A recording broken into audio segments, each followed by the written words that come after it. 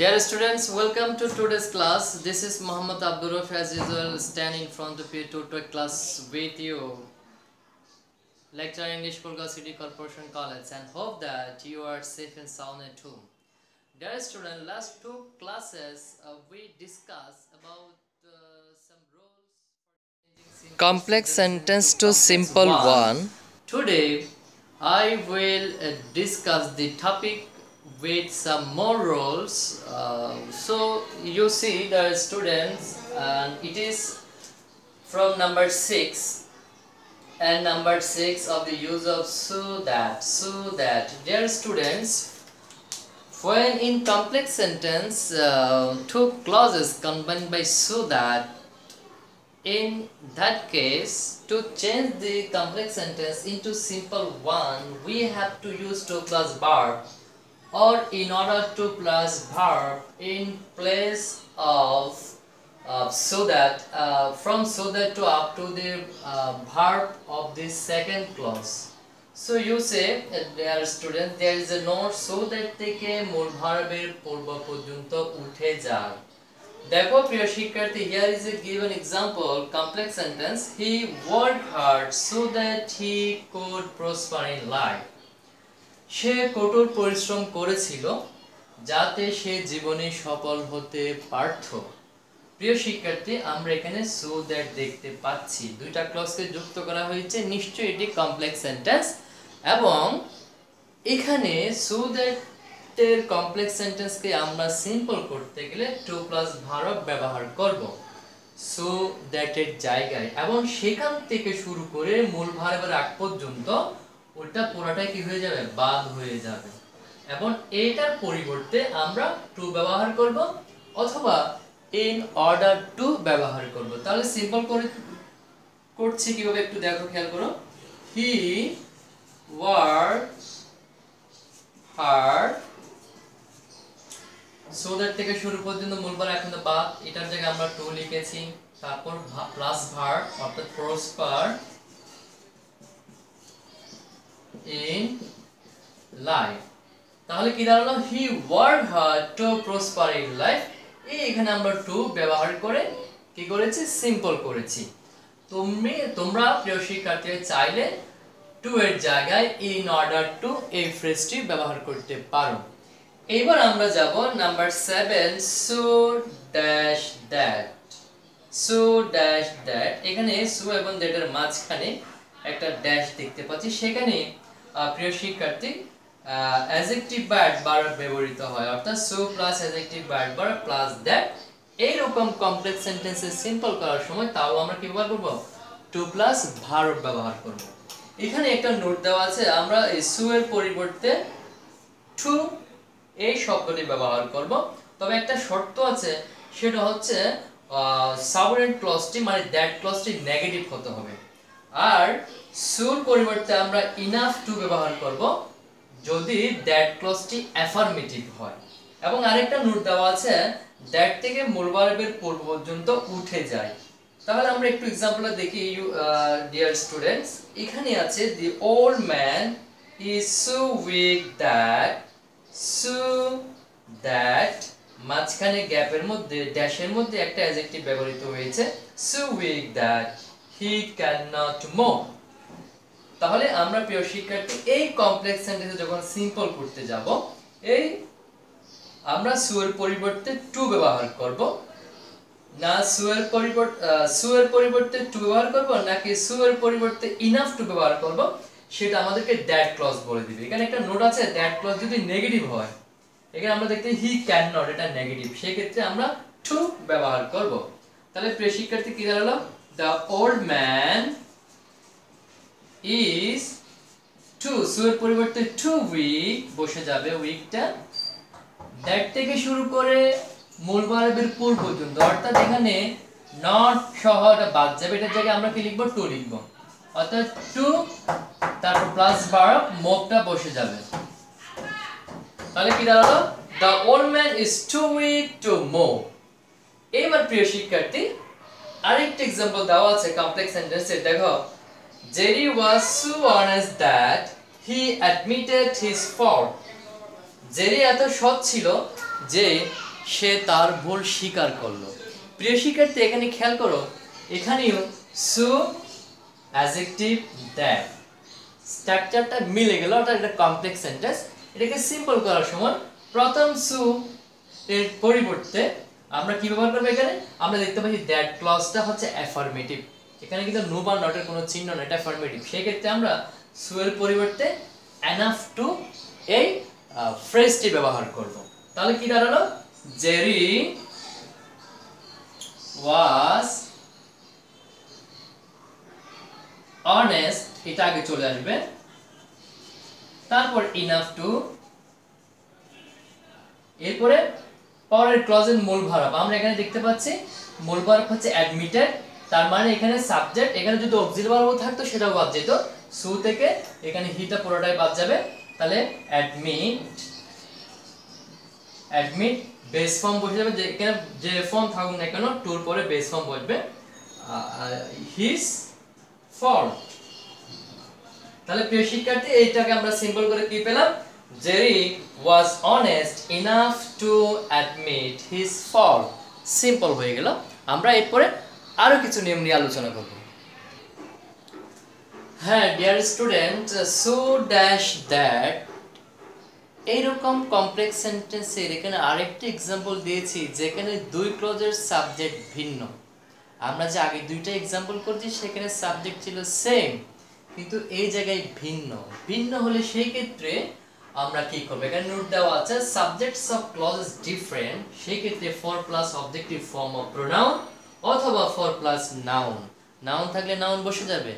আর দ্বিতীয় ক্লজের সাবজেক্ট যদি প্রোনাউন হয় তাহলে সে প্রোনাউনের অবজেক্টিভ ফর্ম বসবে। কি রকম একটু দেখো, আমরা একটু একটা দেখো, তাহলে এখানে যদি আমরা সিম্পল করি, the load is so heavy that, so heavy adjective তারপর that, I cannot carry it, বোঝাটি এত ভারী আমি এটিকে বহন করতে পারছি না। তাহলে প্রিয় শিক্ষার্থী আমরা দেখতে পাচ্ছি প্রথম বাক্যের সাবজেক্ট হচ্ছে the load, দ্বিতীয় বাক্যের সাবজেক্ট হচ্ছে I, তাহলে কি হলো? সাবজেক্ট ডিফারেন্ট হলো, এবং সো অ্যাডজেক্টিভ দ্যাট এই ব্যবহারটা আমরা দেখতে পাচ্ছি। তাহলে খেয়াল করো, আমরা সাবজেক্ট বসে যাবে দ্য লুড ইজ, ওই এর সো এর জায়গায় যেহেতু দ্যাট ক্লজ নেগেটিভ আমরা কি লিখব? টু লিখব, টু হ্যাভি। এইবার নিয়ম হচ্ছে টু প্লাস মূল ভার্বটা বসানো, কিন্তু যেহেতু সাবজেক্ট এখানে ব্যতিক্রম এটাকে বাদ দেওয়া যাবে না। ফর লিখে অ্যাডজেক্টিভের পরে ফর লিখে অবজেক্টিভ ফর্ম অফ প্রোনাউন, এখানে আই প্রোনাউন, এটার অবজেক্টিভ ফর্ম হচ্ছে কি? মি। এখানে যদি উই থাকতো আস হতো, হি থাকলে হিম হতো, এইভাবে। তাহলে এখানে আমরা লিখব ফর মি, ওই আগের নিয়ম অনুযায়ী টু আসবে, তারপর ভার্ব থেকে শেষ পর্যন্ত বসে যাবে টু ক্যারি ইট, অর্থাৎ এখানে দ্যাট থেকে শুরু করে মূল ভার্বের আগ পর্যন্ত বাদ গেল, কিন্তু আই কে আমরা অবজেক্টিভ ফর্ম হিসেবে মি রেখে দিয়েছি যেহেতু সাবজেক্ট এখানে ডিফারেন্ট। তাহলে কি দাঁড়ালো? The load is too heavy for me, বোঝা আমার জন্য এত ছিল, টু ক্যারি ইট, এটিকে আমি বহন করতে পারিনি। এই স্ট্রাকচার নেগেটিভ মিনিং প্রদান করে সিম্পল সেন্টেন্সে। এবার আসো প্রিয় শিক্ষার্থীরা, আমরা 8 নম্বর নিয়ম নিয়ে আলোচনা করব, সেটা হচ্ছে কমপ্লেক্স সেন্টেন্স যদি রিলেটিভ প্রোনাউন দিয়ে হয়। আমরা জানি সাধারণত হু, হুইচ, দ্যাট এই তিনটা রিলেটিভ প্রোনাউন। এই রিলেটিভ প্রোনাউন যুক্ত কমপ্লেক্স সেন্টেন্সকে যদি আমরা সিম্পল করতে যাই, সেখানে একটা স্ট্রাকচার লেখা আছে, দেখো একটু খেয়াল করে। প্রথমটা হচ্ছে আমরা ভার্ব প্লাস আইএনজি যোগ করব যদি দ্যাট ক্লজটা মানে রিলেটিভ প্রোনাউন যুক্ত ক্লজটি যদি অ্যাক্টিভ ভয়েস হয়, আর আমরা ভার্বের পিপি পাস্ট পার্টিসিপল ফর্ম লিখব যদি রিলেটিভ প্রোনাউন যুক্ত ক্লজটি প্যাসিভ ভয়েস হয়। প্রিয় শিক্ষার্থী, এখানে দুইটা স্ট্রাকচার দেওয়া আছে, আমরা একটু চেষ্টা করব দ্যাট মানে রিলেটিভ প্রোনাউন যুক্ত ক্লজটি অ্যাক্টিভ না প্যাসিভ সেই হিসেবে আমরা সিম্পল করব। The tree that stands before the house, যে ট্রি যে গাছটি বাড়ির সামনে দণ্ডায়মান, হ্যাজ গ্রোন ওল্ড সেটির বয়স হয়েছে। এখানে আমরা প্রিয় শিক্ষার্থী রিলেটিভ প্রনাউন দেখতে পাচ্ছি এই জায়গায় দ্যাট, তার মানে দ্যাট থেকে শুরু করে বিফোর দি হাউস, এটা পুরোটা হচ্ছে একটা ক্লজ, এটাকে আমরা বলছি সাবঅর্ডিনেট ক্লজ। এখানে মাঝখানে বসেছে, অর্থাৎ ভার্ব এবং সাবজেক্টের মাঝখানে বসেছে। তাহলে দ্যাট এর পরে যে ক্লজটা দেখতে পাচ্ছি আমরা সেটা অ্যাক্টিভ না প্যাসিভ দেখব। আমরা দেখতে স্ট্যান্ডস ভার্বের প্রেজেন্ট ফর্ম, নিশ্চয় এটা অ্যাক্টিভ ভয়েস। সেই ক্ষেত্রে আমরা কমপ্লেক্সের চিহ্ন সাধারণত রিলেটিভ প্রনাউন বা তারপর মূল বানানের সাথে কি যোগ করে দেব, আইএনজি যোগ করে দেব, কি দাঁড়ালো স্ট্যান্ডিং অ্যাজ ভার্ব যাবে এখানে। তাহলে পুরো সেন্টেন্স লিখলে ভাবে হবে the tree standing before the house has grown old, অর্থাৎ বাড়ির সামনে দণ্ডায়মান গাছটি বয়স হয়েছে, গাছটির বয়স হয়েছে।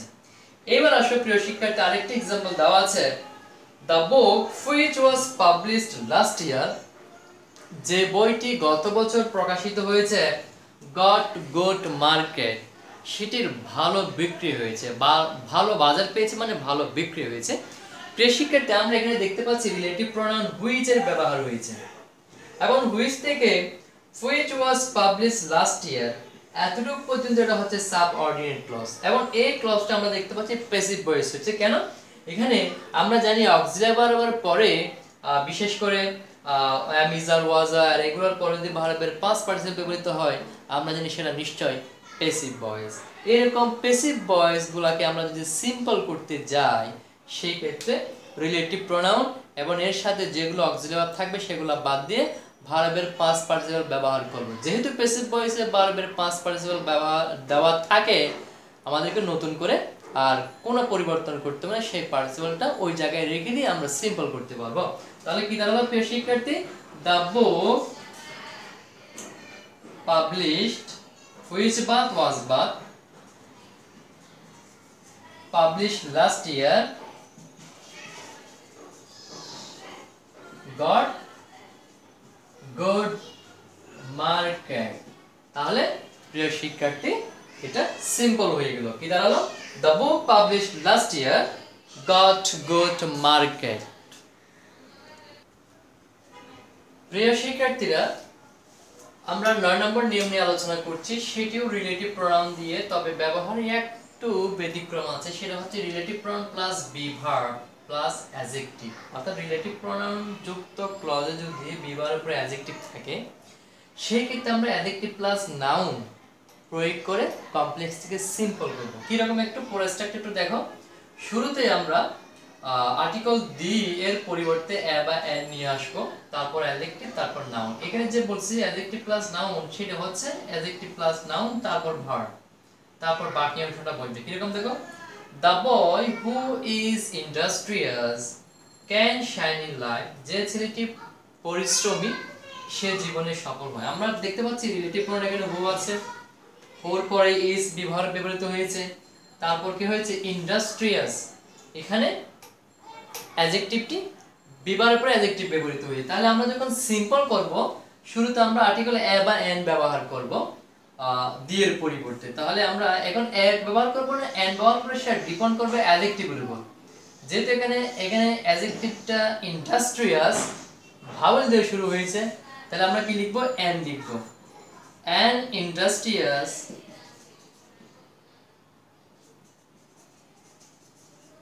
বয়। তাহলে কি দাঁড়ালো রিলেটিভ প্রনাউন বা বিভারক বা, এইখানে যে অ্যাডজেক্টিভ আছে অ্যাডজেক্টিভটাকে আমরা এই নাউনের আগে নিয়ে এসেছি, অর্থাৎ ইন্ডাস্ট্রিয়াস বয়। এখানে যেহেতু আর্টিকেল ভাওয়েল দিয়ে শুরু হয়েছে ইন্ডাস্ট্রিয়াস, আর্টিকেল আমরা কি বসিয়েছি এন বসিয়েছি।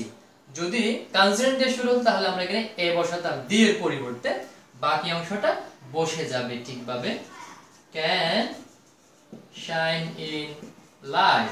তাহলে প্রিয় শিক্ষার্থী কি দাঁড়ালো the boy who is industrious can shine in life, এটাকে আমরা সিম্পল করেছি an industrious boy can shine in life. এবার দেখো আরেকটা एग्जांपल দেওয়া আছে যেটি একটু ব্যতিক্রম, সেটা হচ্ছে the water which is pure is necessary for life, যে পানি পিওর মানে পরিশোধিত স্বাস্থ্যের জন্য উপকারী বা প্রয়োজন। প্রিয় শিক্ষার্থী, আমরা এখানে দেখতে পাচ্ছি relative pronoun which, be verb আছে, এরপরে অ্যাডজেক্টিভ ব্যবহার হয়েছে।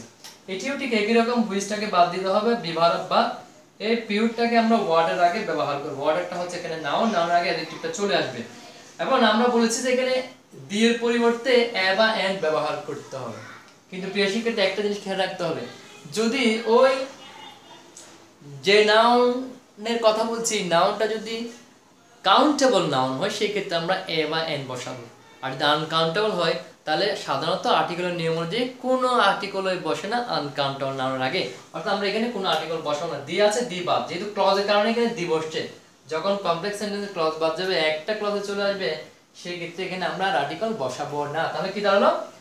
Pure water is necessary for life. পরিশুদ্ধ পানি জীবনের জন্য প্রয়োজন। তাহলে প্রিয় শিক্ষার্থী, আমরা যে নিয়মগুলো আজকে আলোচনা করেছি, so that, so dash, that, relative প্রনাউনের পরে অ্যাক্টিভ ভয়েস হলে আমরা কি করব, রিলেটিভ প্রনাউন বলে প্রেসিভ ভয়েস হলে কি করব, আবার রিলেটিভ প্রনাউন প্লাস বিভার্বের পরে যখন অ্যাডজেক্টিভ হয় কি করব, সেই নিয়মগুলো আমরা নিশ্চয়ই এতক্ষণ আলোচনার মাধ্যমে প্রিয় শিক্ষার্থীরা বুঝতে পেরেছি। প্রিয় শিক্ষার্থীরা, নেক্সট টাইমে আমরা নতুন টপিক নিয়ে তোমাদের সামনে হাজির হব। সে পর্যন্ত ভালো থেকো, সুস্থ থাকো। আগামী ক্লাস দেখার আমন্ত্রণ রইল। আল্লাহ হাফেজ।